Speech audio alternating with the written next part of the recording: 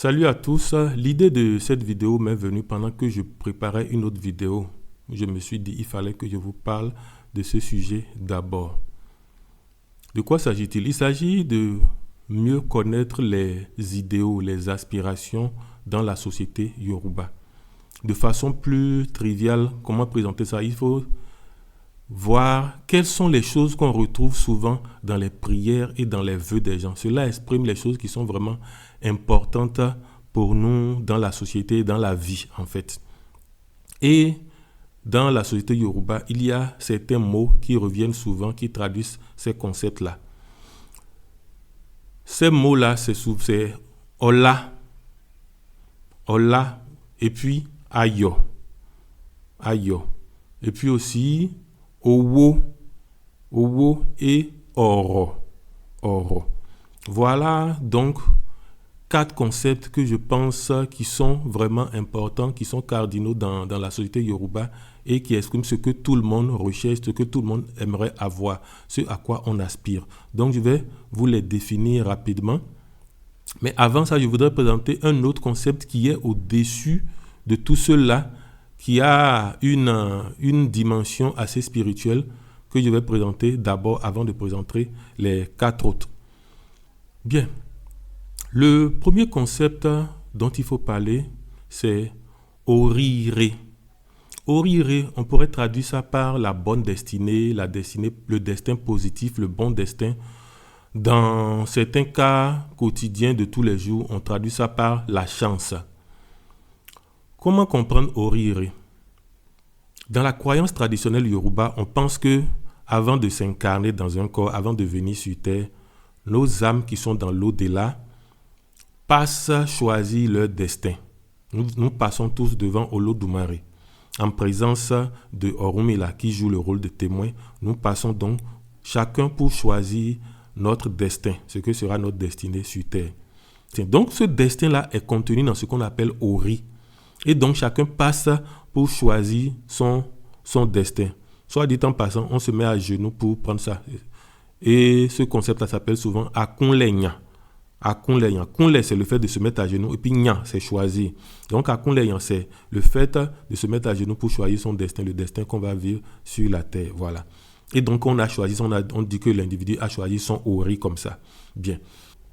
Selon la vie que la personne va mener sur la terre, on va dire que son Ori est positif ou bien son Ori est négatif.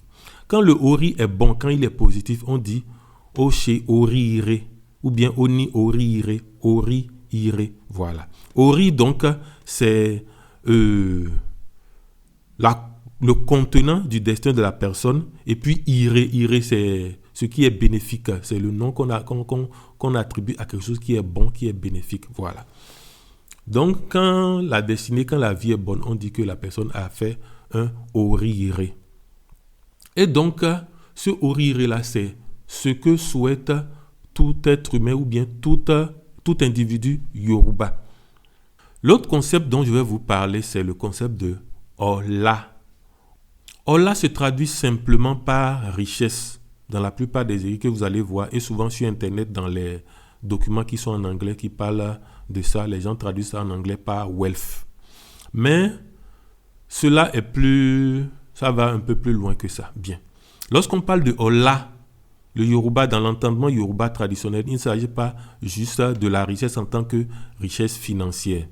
C'est vrai, ça contient un aspect de plénitude matérielle que procure l'argent aujourd'hui.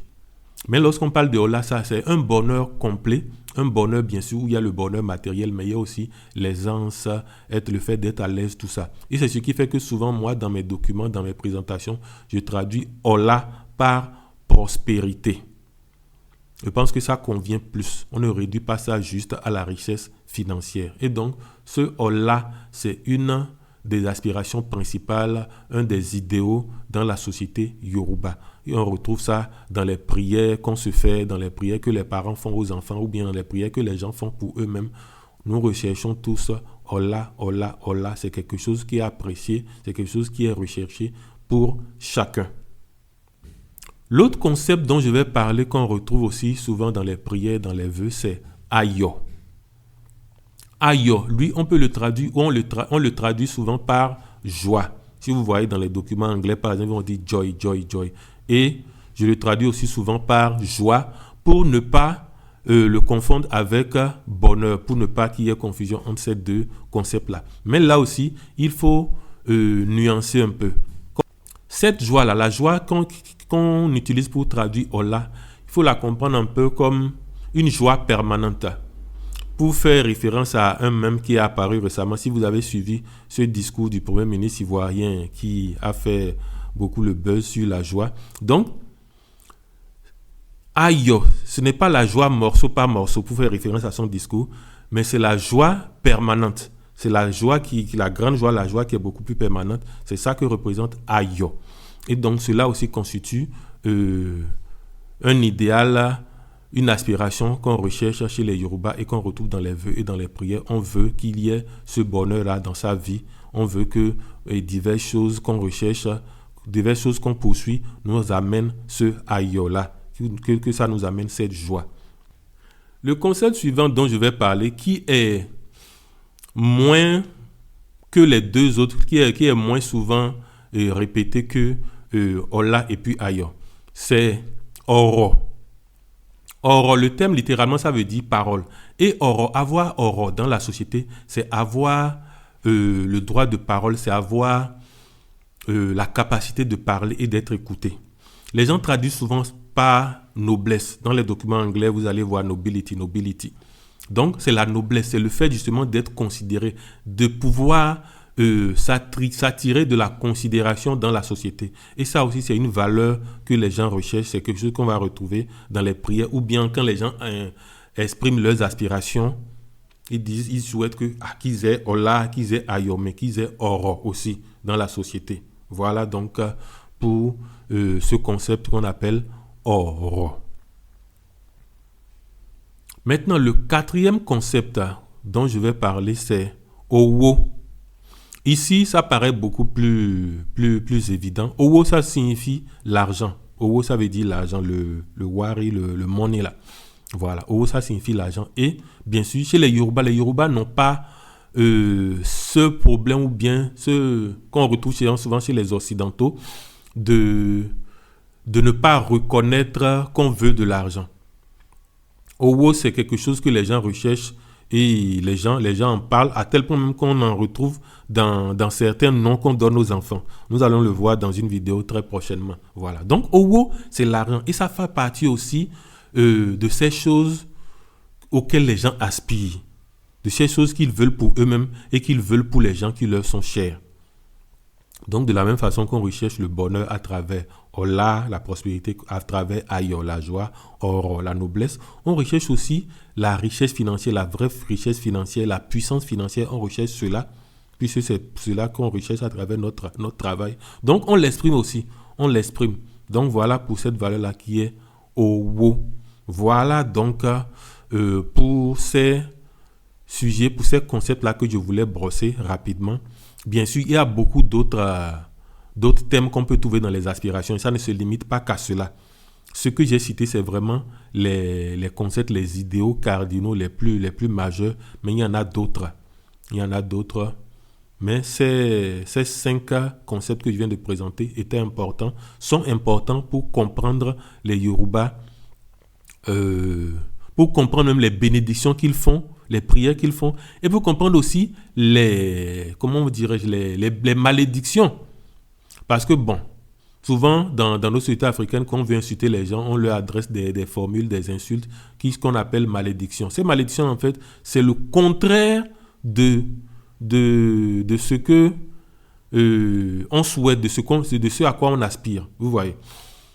Pour prolonger un peu mon propos ici, donc, je vais parler de 2 autres concepts qui sont des concepts contraires, qui sont des contre-valeurs en quelque sorte. Bien. Je vous avais parlé de orire. Bien. Orire, sa contre-valeur, son contraire, c'est oribu ou bien oriburuku.